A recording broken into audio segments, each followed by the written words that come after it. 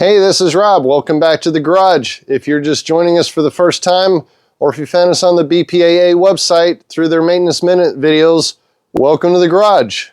Let's talk today about ball wheel guide rollers.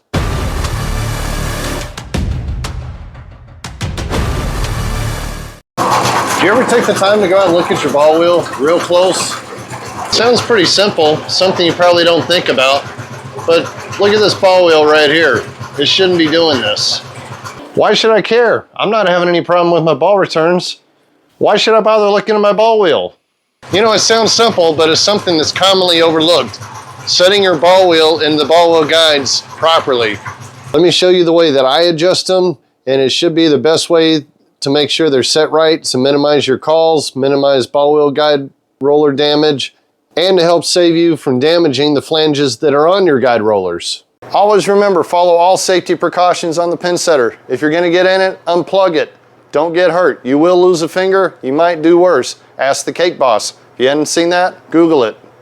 The only way to correctly do it is to remove the tension on the ball wheel up here by taking the spring off that's keeping the tension on the ball wheel belt.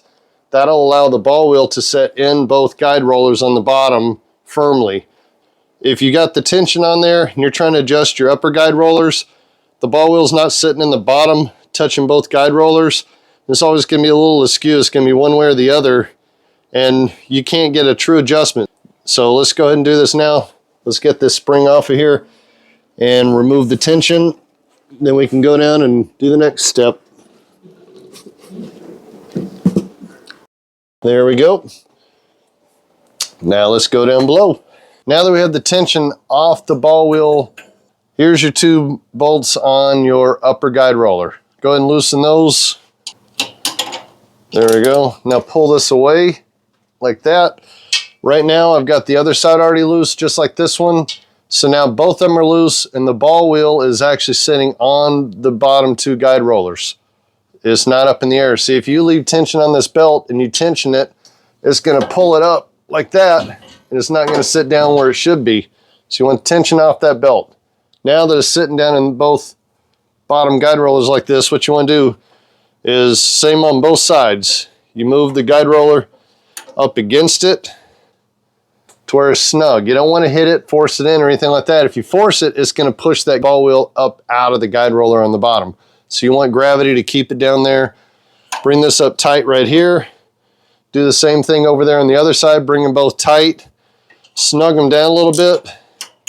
But at the very end, you only want to tighten the bottom bolt. That's going to kind of give it just a little extra tension if you do that last. Might get a bowling pin or something and bump it just to make sure it's firmly up against, but don't push too hard because you don't want that guide roller to push in and stay in. If you got this too tight, it's going to force that ball wheel up away from the guide rollers on the bottom.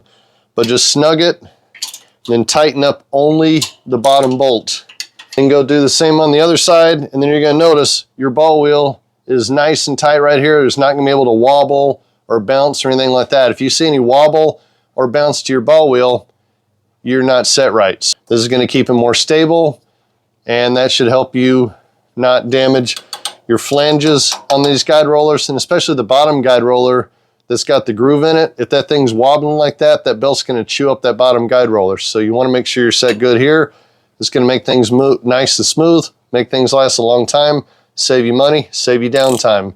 Nuisance calls might mean nothing to you, but to the average bowler, it might make a bigger difference. Just ask Mike Scroggins.